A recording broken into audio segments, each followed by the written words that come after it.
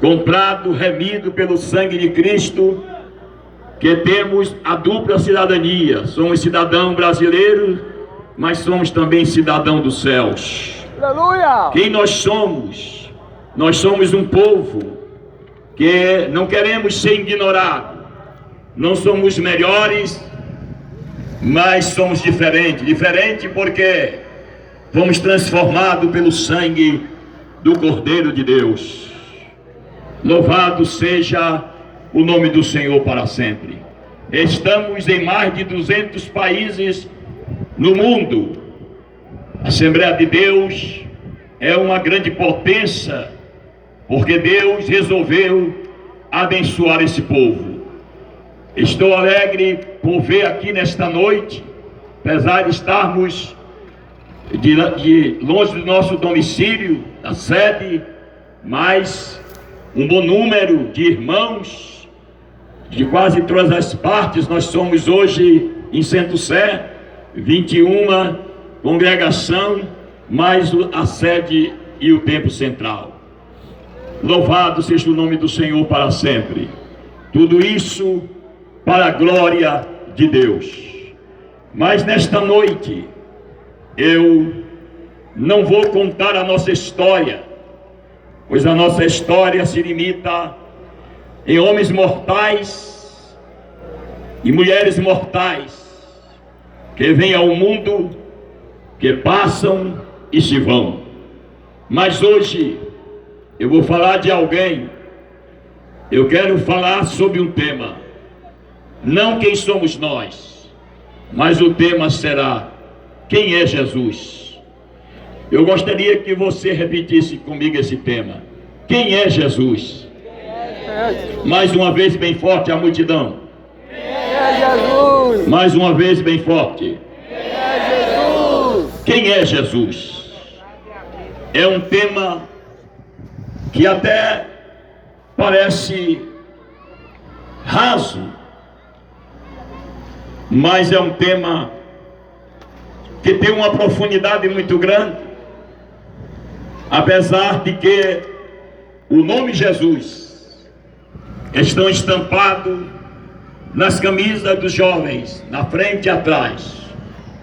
Apesar de o nome Jesus estar em grandes placas iluminadas e em grandes cartazes, apesar de o nome Jesus estar sendo falado através da imprensa escrita, das redes nacionais de televisão e locais, infelizmente ainda há uma ignorância, uma falta de conhecimento do que realmente Jesus é. Para alguns, Jesus foi um homem apenas. Para outros, Jesus foi apenas um profeta. Para outros, Jesus foi apenas um rabino. Para outros, Jesus, inclusive tem pessoas que ridicularizam Jesus, coloca Jesus ao nível de qualquer relé, desconsidera o Senhor, dizem o que quer acerca dele, e alguém muitas vezes pisoteia para desconstruir a imagem de Jesus, para diminuí-lo, para desfazê-lo, para atingir a fé e a crença universal de milhares e milhares de pessoas. Mas nesta noite, eu gostaria que você parasse um pouco o que você está fazendo, desde que aqueles que estão aqui na praça a me ouvir, ou mesmo sentado na frente da sua residência. Se estiver conversando com um amigo, com alguém da família, por gentileza, pare um pouco este diálogo e me ouça por alguns minutos. O texto que nós lemos foi uma interrogação de pessoas que estavam próximo a Jesus, chamado o grupo seleto de seus discípulos escolhidos a dedos. E estes homens, depois de um ato realizado por Jesus. Quando Jesus, naquele barco, que estava sendo açoitado pela zona do mar, e as águas enchiam o barco e os pescadores que ali estavam, Pedro, Tiago e João, usaram toda a sua experiência como homens do mar, e foi se esgotando, e eles percebendo que o barco ia a pique, lembraram-se de que Jesus estava no barco. E eles então foram e chamaram a Jesus e disse: mestre, desperta, nós estamos perecendo, nós vamos naufragar, nós vamos afundar aqui nesse alto mar. E Jesus olhou para os ventos que sopravam e agitavam as ondas. E Jesus disse: ventos, cala-te. Eu nunca vi dizer que ventos têm ouvido, mas esse Jesus que eu vou anunciar nesses minutos coloca ouvidos no vento. E o vento ouviu a voz de Jesus e o vento se aquietou. Aleluia. Jesus olhou para o mar e colocou também ouvidos no mar e disse: mar, aquieta-te. E o mar se aquietou. Ora, Aleluia. isso chamou a atenção dos discípulos, e eles olharam um para o outro perplexo e fez essa interrogação: que homem é este? Que homem é este que até os ventos e o mar lhe obedecem? Deixa eu lhe falar um pouco sobre este homem. Deixa eu lhe contar um pouco da sua biografia. Ele teve duas filiações: filho de José e Maria, mas também filho de Deus. Ele teve dupla natureza, a humana e a divina. Quem é Jesus? Deixa eu lhe falar um pouco sobre os dados bíblicos acerca de Jesus.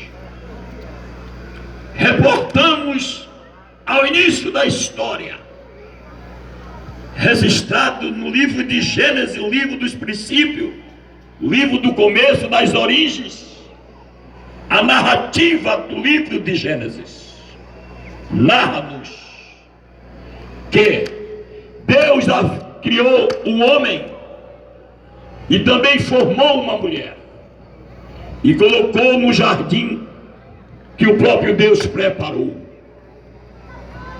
E aquele homem passou a habitar naquele lugar. E Deus disse àquele homem que ele deveria dominar sobre tudo que Deus havia criado. Deus disse àquele homem que ele também poderia comer de todos os frutos que havia no jardim, exceto um. E justamente o homem cometeu o erro clássico de desobedecer a Deus. E essa desobediência levou à queda. E essa obediência afastou o homem de Deus. E essa desobediência levou ao homem a viver debaixo de um fardo de pecado. Então, Deus se manifesta no capítulo 3 de Gênesis, que é o capítulo mais triste da Bíblia, porque ali começou toda a problemática da humanidade, com a queda daquele homem, com aquela desobediência. Mas ali também, o capítulo não encerra dentro de um véu de escuridão, sem esperança e sem nenhuma luz no fundo do poço, do túnel. Porque nesse mesmo capítulo resiste a Bíblia que a própria mulher, da sua semente, viria uma semente. E essa semente, uma semente especial, uma única semente. Essa semente que haveria de vir, esmagaria a cabeça de Satanás. Glória ao nome do Senhor. E esta semente que havia de vir, ia resolver o problema da queda. Quem é Jesus? Gênesis 13 diz que ele é a semente da mulher. A semente da mulher. Se você continuar a história, você vai encontrar na Bíblia, em São João, no capítulo 1, diz a Bíblia que este homem, Jesus, era o Verbo. E o Verbo estava com Deus. E o Verbo era Deus. E o Verbo se fez carne e habitou entre nós. E nós vimos a sua glória, a glória revelada. Quem é Jesus? Jesus é a glória de Deus revelada na terra. Jesus é a revelação máxima que há um Deus no céu e na terra. Logo se fez carne e habitou entre nós. Se nós palmearmos as páginas da Bíblia, nós vamos encontrar Jesus no Gênesis, no Êxodo, em Levítico, Deuteronômio. Em todos os livros da Bíblia vamos encontrar Jesus através de símbolos, de tipos e figuras. Mas eu quero, dentro desses dados históricos, te dizer nesta noite algo que vai se aproximar mais da sua necessidade. O que Jesus pode fazer por você nesta noite? O que Jesus pode ser para você nessa noite? É esse o ponto que eu quero frisar. Ora, talvez você é uma pessoa que está enferma. Talvez você já procurou todos os recursos da medicina, ou talvez não. Você não teve condição.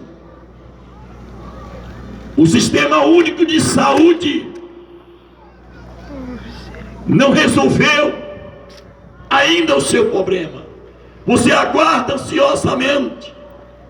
Pois para você nesta noite, Jesus pode ser o seu médico. Aleluia! E eu vou logo lhe dizendo uma coisa. Pode pensar em qualquer área do seu corpo. Se o problema é cardíaco, Jesus é cardiologista. Se o problema é problema generalizado, Jesus é clínico geral. Se você é um problema de osso, Jesus é ortopedista. Jesus é otorrino. Jesus é abstetra. Jesus é médico por excelência. Se esse é o seu problema localizado, a enfermidade que tem afligido sua alma, Jesus pode ser o seu médico hoje. E se você perguntar, pastor, onde é que eu vou marcar para encontrar ir no consultório dele? Que hora eles atendem? Quanto é que custa a receita dele? A consulta com ele é de graça. E é agora. O seu consultório está aqui agora para resolver o seu problema nessa noite. Ele é especialista em curar. Ele é especialista em ajeitar as coisas. Não importa qual seja a área, se é o sistema, se é o aparelho, se é a pressão alta, a pressão arterial, se é palpitação no peito, se é problemas de leucemia, coluna, disco de hernia, não sei o que, bico de papagaio, pode ser bico do que for. Jesus está aqui para ser o seu médico, para te curar nesta noite. E a sua receita chama-se fé. E a sua especialidade, o impossível. A sua graduação, ele é filho de Deus. Ele é acadêmico, ele é formado na universidade divina. Ele é Senhor. Ele pode ser o seu médico. Eu te aproximo ele de você. Ah, pastor, eu pensava que Jesus era só dos crentes errados. Jesus é de todos. Todos os que creem em Jesus receberão a bênção dele. Aleluia! Ele é Jesus para as crianças, é Jesus para as mulheres casadas, é Jesus para os moços, para as moças, é Jesus para o ancião. Ele não muda. Mas quem sabe você pode me dizer: não, meu problema não é de saúde, o meu problema é financeiro. Tudo que eu faço parece que eu ganho com a mão e saio pelos pés, pelas costas. Parece que nada dá certo. Tudo que é meu se consome. Eu estou endividado ou endividada. E será se Jesus tem a ver alguma coisa com isso? Será se Jesus pode fazer alguma coisa? Pode. Pode. E eu vou te dar uma dica. Eu vou mostrar na Bíblia que Jesus resolve o problema de crise financeira também. Nós temos tanto no Velho Testamento como no Novo. E Jesus narra-se uma história de que Jesus estava com os seus discípulos. E vai nos dizer a Bíblia que alguém chegou para fazer uma cobrança. E eles não tinham dinheiro. E então, quem sabe, pensaram na decepção que iam passar. Mas Jesus, ouvindo a cobrança, disse: vocês têm algum anzol aí? Aí disseram: Pedro, que sempre, Pedro era terrível, não deixava um anzol de reserva. Nunca deixa um anzol, nunca fique sem reserva, viu? Sempre alguma coisa. E disse: tenho, Senhor. Então vai lá no rio, faz lá um pescado. Quando tu pegar o peixe, o pescado, você vai abrir a boca dele, vai encontrar um dinheiro, pague a dívida e resolva o problema. Jesus também pode, quem sabe, te ajudar nessa questão. Temos um outro texto no Velho Testamento de uma mulher que os credores chegaram para levar os seus filhos como escravo para trabalharem para pagar a dívida daquela mulher. Mas aquela mulher foi ao profeta. O profeta disse: que tem em casa, você sabe a história, tem lá uma botija com um pouquinho de azeite. Vai, toma vaso emprestado, fecha a porta da sua casa, e agora você começa a encher os vasos com azeite. E começou a encher, e foi enchendo, acabou os vasos. A mulher voltou e disse: Senhor, tem azeite lá para dar e para emprestar. Jesus disse: não, você não vai dar não. Vai vender, pagar a sua dívida e viver do resto. Você pode dar glória a Deus nessa noite? Então, para quem está enfermo, Ele é médico.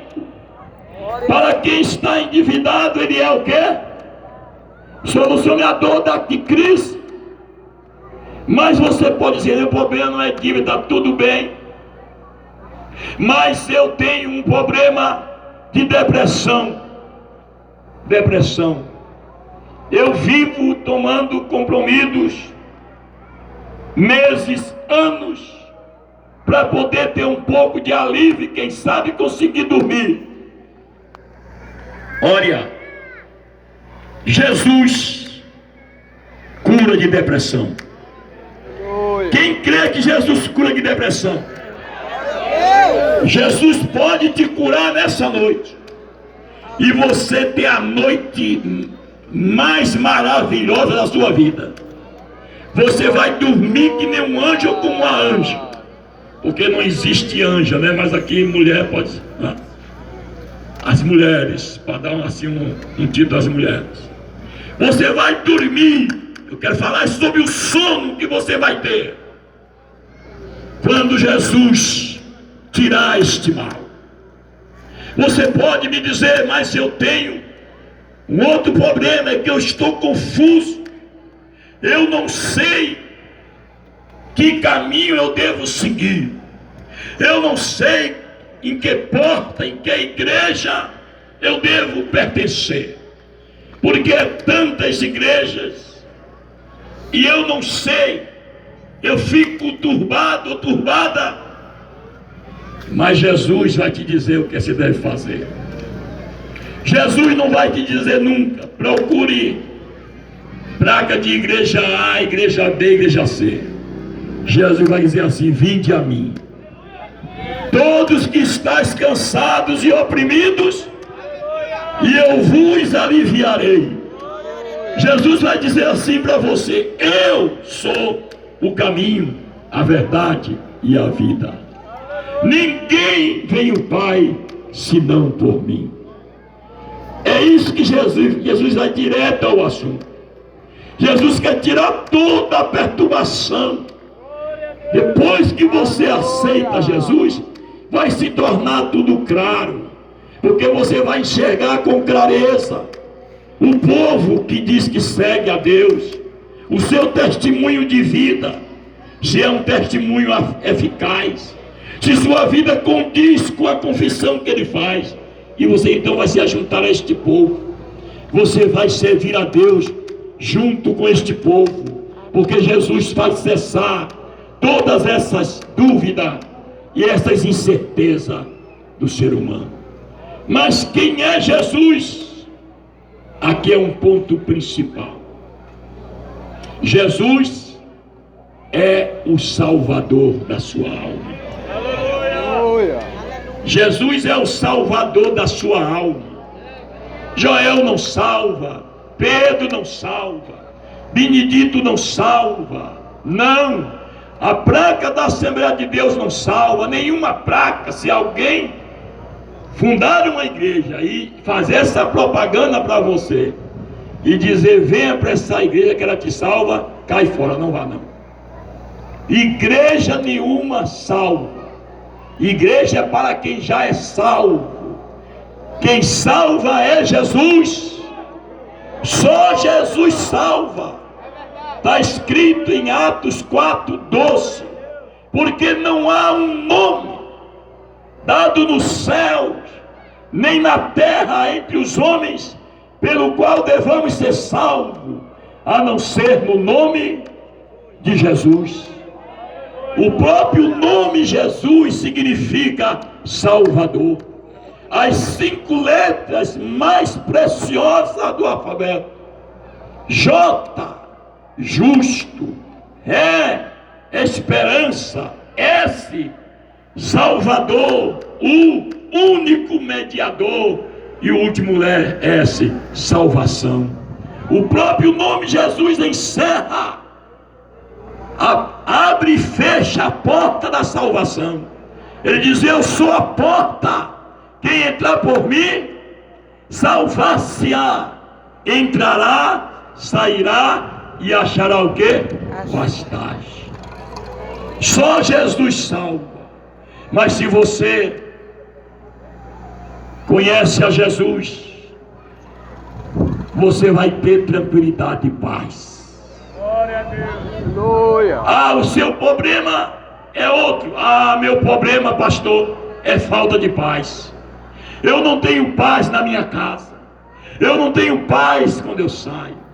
Um dia uma pessoa falou para mim: pastor, eu saio da minha casa porque a minha casa é o inferno. Eu digo: ah, só não sabe o que é o inferno. Nunca diga isso. Não, se existe o inferno, é a minha casa. Eu disse: ô minha senhora, pois eu só saio de casa que eu tenho que sair. Mas eu gosto da minha casa. Minha casa, se não for o céu, é um pedacinho do céu.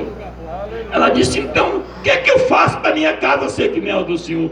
Eu disse: aceite a Jesus, o Salvador.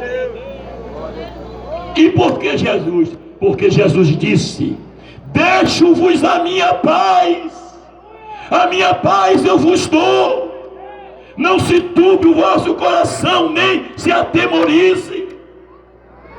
Se você não tem paz, Jesus quer te dar paz. Convida Jesus para entrar no teu coração. Leva Jesus para a tua casa, que Ele vai dar paz. Jesus, Ele te oferece paz. Aleluia. Mas se você me disser: pastor, meu problema é outro. Eu tenho terror da morte. Eu tenho medo da morte. Chega a fazer o sinal da cruz. Não adianta. A morte não respeita o sinal da cruz. A morte não respeita terror. Você pode ter o medo que for, ela vem. Alguém já disse que nós nascemos, nós somos destinados ao coveiro. Eu perguntei para uma pessoa: quando é que a gente começa a envelhecer? E ele começou a dizer: para mim é depois dos 40, ou depois dos 50. Eu disse: pois não é não. Eu disse: nós temos duas etapas de envelhecimento. Eu disse: qual é? A primeira é quando nós fomos concebidos no ventre de nossa mãe. Quando assim que nós somos concebidos no ventre de nossa mãe, aí 1 hora depois nós temos 1 hora mais velho. 2 horas, aí vai aumentando. Você envelhece para nascer. Quando você nasce, você está com 9 meses, não é assim? Quando é normal. A não ser aqueles afobadinhos que saem com 7. Mas o normal é com 9. Você envelhece para nascer. E o segundo processo, quando você nasce, você já começa a envelhecer para morrer. E feliz quem chega a ficar velho para morrer. Porque nós estamos vendo aí muita gente nova morrendo, sim ou não? Eu conheço alguns irmãos velhinhos que já entortou para frente e para trás e estão vivos. E muita gente que até São Barrabeiro já foi, não viu em folha, que a morte não adianta. Morte não respeita a idade. Se você tem terror da morte, o que fazer após? Quem é Jesus? Jesus diz: eu sou a ressurreição e a vida. Aquele que crê em mim, ainda que esteja morto, o que acontece? Viverá. E aquele que vive e crê em mim não morrerá, mas passou da morte para a vida. Jesus tem solução até para a morte. Que alguém tem dito: para a morte não tem jeito. Tem sim. Jesus tem jeito.